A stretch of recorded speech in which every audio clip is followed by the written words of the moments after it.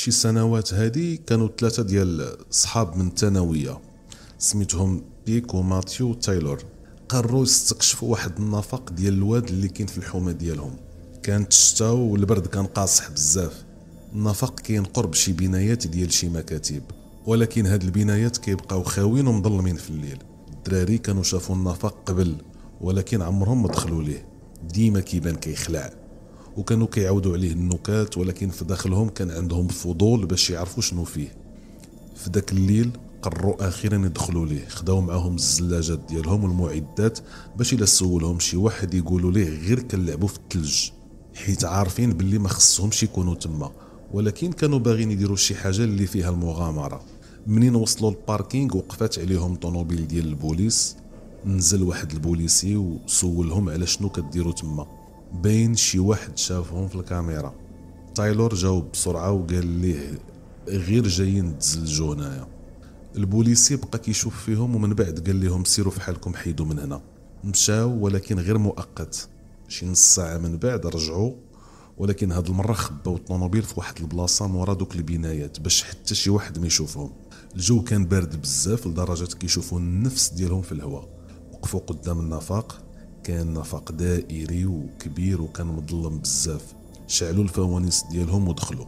في وسط النفق الارض كانت ناشفه وكل شيء ساكت، غير قطرات ديال الماء اللي كيتسمعوا.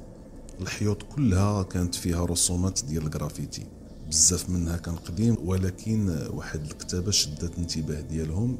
كان تاريخ كبير مكتوب بسبراي بالاحمر 6 19 19. سبراي باين فيه جديد، بحال شي حد دارو غير مؤخرا. هادشي خلاهم يتبرزطوا ويتقلقوا.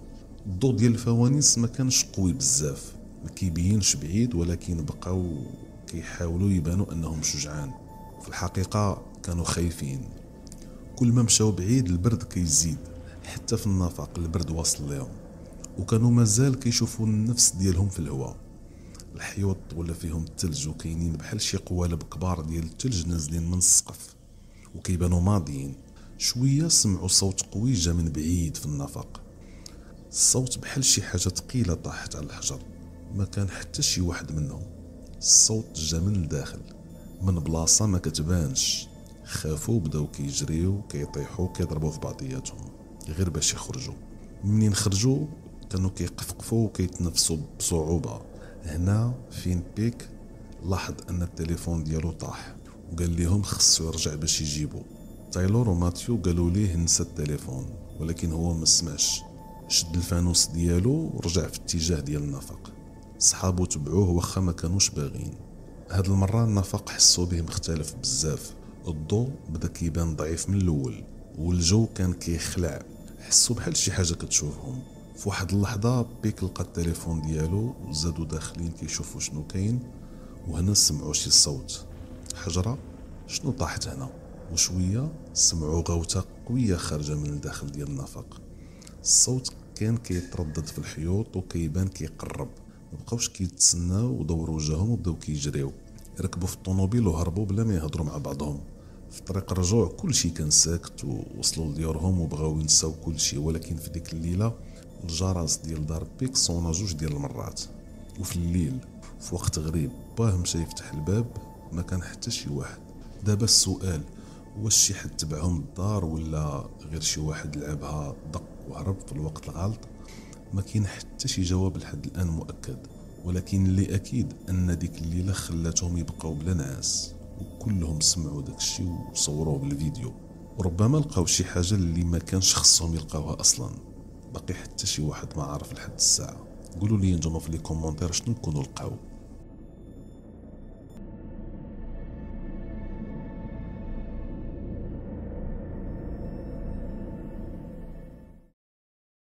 هذه قصة وقعت في ابريل ديال 2022.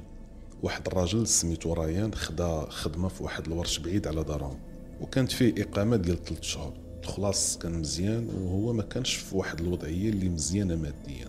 وكان خدام مع واحد صاحبو قديم سميتو جيم، وهكا داروها بحال شي مغامرة. شوية ديال الفلوس، تبديلة ديال الجو، والبعد على الروتين والهم ديال الحياة اليومية. الخدمة في حد ذاتها ما كانتش خيبة، وبعد اسابيع ريان وصاحبو ولفوا داك الروتين. ولكن البلاصه اللي خدامين فيها كانت منعزله بزاف في الوسط ديال الباديه، طرق طوال كيبان بحال ما كاين حتى شي واحد ساكن تما. تقدر تمشي كيلومترات وما تشوف حتى دار وحده. ريان كان كيعشق الطبيعه وشاف هاد العزله فرصه باش يريح دماغه ويقطع كل شيء. اغلب الزملاء ديالو كيقضيو الويكاند في الشراب وفي النشاط، ولكن ريان كان عنده خطط اخرين. كان باغي الهدوء والسكينه. ملي وصل نهار الجمعه وجد راسو جمع العده ديالو ومشى الكومبينغ وسط الغابه. كان واحد الطريق صغير غير 5 ديال الدقائق من الاقامه فين ساكن، وبعد 20 دقيقه ديال المشي دخل مزيان وسط الغابه. والصوت الوحيد اللي كان كيسمع هو الريح والخطوات ديالو في الوراق ديال الشجر. شويه وقف في واحد البلاصه، شعل الجوان باش يرتاح، وكان فعلا حس براسو مرتاح، ولكن غير في الاول. ديك 7 ديال العشيه الشمس بدات كتمشي والجو ولا مظلم بزاف. عرف باللي خصو يلقى شي بلاصه يبات فيها، ولكن في هاد اللحظه شم شي ريحه بحال الريحه ديال العود كيتحرك، وكاين دخان خفيف بين الشجر. في الاول بان ليه داكشي عادي، يمكن غير شي مخيم اخر قريب ليه، ولكن في جنب عينو شد واحد الضوء بالليموني كيشعل وسط الشجر. حس بالفضول ومشى في داك الاتجاه. ما كانش خايف حيت متريني مزيان ومازال شاد في راسو، ولكن شي حاجه كانت ما كتريحش قلبه. ملي قرب بدا كيشوف بحال شي حاجه كتبري وسط الشجر. قرب كتر ولقى بزاف ديال الكروسات ديال المارشي مربوطين في الشجر بواحد الطريقه اللي غريبه، منهم اللي مصدين ومسخين. ما كانش كيبان عليه مخيم عادي، بالعكس بحال شي سحور ولا شي شعوذه ولا شي طقوس. ريان خرج التليفون ديالو وبدا كيصور. عرف باللي ما غادي حتى شي واحد يتيقو الا ما كانش عنده دليل، ولكن شاف واحد الحاجه غريبه بزاف فوق العافيه، بحال شي تمثال على شكل بطه، وفوق ظهرها مونيكا ديال شي دري صغير محروقه. اللحم ديالها كله دايب، واليدين ورجلين طايبين من السخونيه. صورها حتى هي، ولكن فاش بقى كيشوف فيها بدا كيحس بالصدر ديالو كيضيق عليه. العافيه باقيه شاعله، وكاينين قراعي ديال الماء مليوحين تما. واضح شي حد كان تما قريب، يمكن باقين كيتفرجوا فيه. فكر يرجع للاقامه فين ساكن، ولكن شي حاجه كانت كتشدو يبقى في بلاصتو. بقى كيقول في راسو راه غير شي واحد غريب هذا ولا شي واحد سكران وما غيكونش خطير، ولكن بقى كيشوف موراه بزاف. دازت 20 دقيقه وبعد بزاف على ديك البلاصه الغريبه، ولكن الشمس قربت تغيب وهو مازال خاصو الحطب. دخل عاود تاني للغابه باش يجمع الحطب، وما كانش خايف حيت عنده شويه في شكارته، ولكن ما كانش كافيه الليل كامل. بعد شي ساعه بحال هكذاك نصب الخيمه ديالو وشعل العافيه. كانت ديك الساعه 9 ديال الليل. وجد العشاء، ستيك والبطاطا، ودفنهم وسط الجمر، وعاود تاني شعل جوان اخر باش يبرد اعصابه. وكل شيء ولا مزيان. كان كيسمع شي بودكاست ديال شي جرائم حقيقيه وكيدويو على قضايا ما محلولاش، حتى طاح الظلام وداتو عينيه. واحد شويه ضربته الفيقه، البرد دخل عليه الخيمه، والعافيه اللي على برا صافي كانت قريبه تطفى. شاف التليفون لقاها 4 ديال الصباح. ما عرفش علاش فاق، حتى سمع تصفيره خفيفه وغريبه قريبه من المخيم. ما قدرش يتحرك من بلاصتو، بحال شي قوه كانت كتمنعو. الصوت شويه بدا كيقرب وهو بقى غير ساكت. اللي جا من بعد كان أسوأ. خطوات سريعه وخفيفه كتدور على الخيمه. ما كيشوف والو ولكن كيسمع كل شيء. العود كيتهرس والوراق كيتخشخشوا. القلب ديالو كان غيخرج من بلاصتو. شويه ناض، لبس صباطو، خرج كيجري من الخيمه ودخل الغابه، حيت ما بقى عنده حتى شي اختيار. بدا كيجري وكينقز بين الشجر، ولكن الصوت وراه.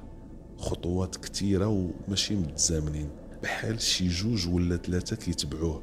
بعد شي 5 دقائق ديال الجري لقى واحد البلاصه مغطيه بالشجر. دخل تحت منها وتغطى بالوراق ديالها وبقى ساكت ما كيتحركش، وحتى النفس حبسها. الصوت بدا كيبعد ولكن هو بقى مخبي وما خرجش. من بعد وقت طويل عرف باللي خصو يتحرك من تما.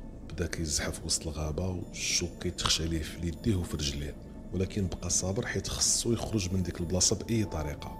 واحد شويه الشجر بدا كيقلال، وبدات كتبان ليه واحد الطريق اللي يقدر يهرب فيها، وهو يشدها بجريه وحده حتى وصل لدارو. ملي رجع لدارو مشى دغيا عند البوليس وعاود ليهم كل شيء. خداو التصريح ديالو وقالوا ليه غادي يحققوا في هذا الموضوع، ولكن ما عاودش اتصلوا به من بعد. حتى لهذا النهار ريان باقي كيتيق ان الناس كانوا تابعينه، وهما اللي بناو ديك البلاصه الغريبه ديال الكروسات والمونيكات.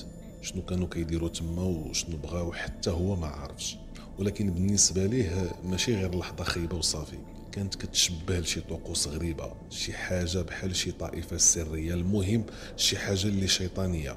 كمل الكونطرا ديالو ورجع لدارهم، ولكن باقي كيتفكر داك الصوت وداك التصفار وداك الاحساس اللي حس به ملي تشلل في بلاصتو وما قدرش يتحرك. الا كان شي درس نستافدوه من هذه القصه هو تيق الاحساس ديالك وتبع غريزتك، وإلا حسيتي بشي حاجه ماشي هي هذيك سير في حالك.